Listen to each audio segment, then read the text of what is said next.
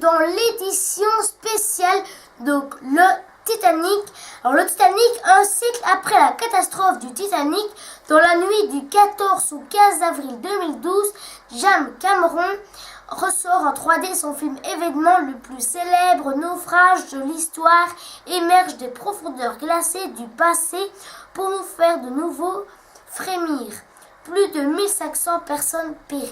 Le Titanic de 1912 à 2012. James Cameron, en 1995, la 3D n'était pas à l'agenda. Titanic engloutit jusqu'à 300 000 $ par jour. Un mois avant sa sortie, le 19 septembre 1997, il ne faisait pas de doute pour personne que le coût exorbitant de tournage allait engloutir la Fox et la Paramount Global, titré dans le magazine Time. Il était à bord. Bruce Ismay, il était président. Baby Helen. Helen est née en janvier 1913, 9 mois après la tragédie du Titanic et la mort de son père, Henry Morley, emporté comme le navire dans les eaux fonds de l'Atlantique. Molly Brown, femme d'un protesteur d'or. Les enfants Navratil, séparés de sa femme, Michel Navitri, avait kidnappé ses deux garçons, Michel et Edmond.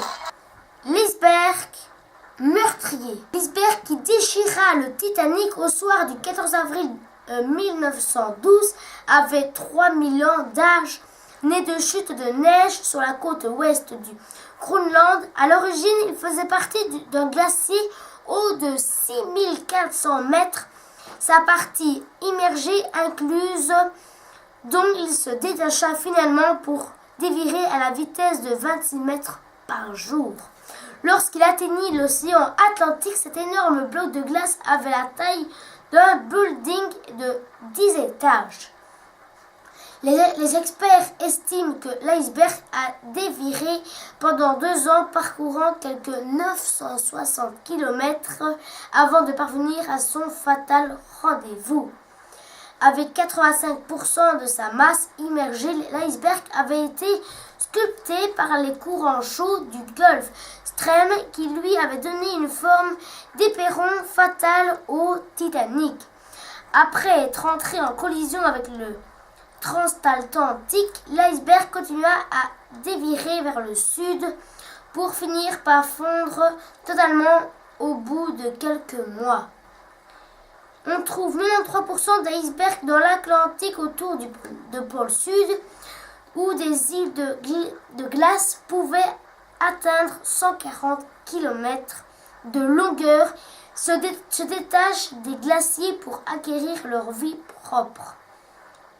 L'iceberg qui s'est détaché à la barrière de Ross Antric en 2000, il possédait une superficie initiale de 11 000 km, trois fois le Grand-Duché de Luxembourg.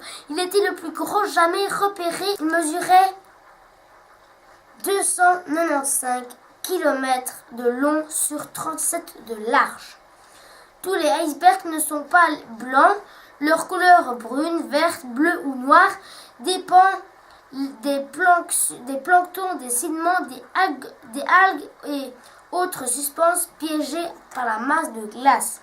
Un iceberg long de 16 km suffirait à alimenter Los Angeles en eau pendant 3 semaines. 3780 mètres sous la mer. Et avant de refermer cette édition spéciale, autostopie d'un naufrage. Donc, la tête en première. L'avant du navire était inondé, le nez du navire fut tiré sous l'eau, submergeant la passerelle et les quartiers des officiers. Les 2/3 environ du navire sont submergés. L'angle s'accroît, le poids de l'eau à l'intérieur du navire tirait le paquebot encore plus vers les profondeurs, laissant la poupe dressée bien haut de l'eau. La poupe redensée vers l'eau. La rupture, les énormes tensions du naufrage brisent le navire en deux entre les 3e et les 4e cheminées. Jusqu'au fond, la proue du navire sombra rapidement vers le fond, suivie d'une masse de débris dont les chaudières, les cheminées et des morceaux de la coque. Et avant de refermer cette édition spéciale, Luc Gilson, j'ai été sur les lieux du naufrage. Présentateur du Trésor sur RTL TVI, Luc Gilson est un collectionneur de longue date de tout ce qui touche au Titanic. Luc Gilson présente plusieurs trophées, dont un naufrage de 1000 vannes, Diane, la dernière survivante de la catastrophe. Merci d'avoir suivi cette édition spéciale. Demain, nous serons le 30 avril. Et n'oubliez pas le 30 avril, le journal du 30 avril. À demain, excellente soirée ou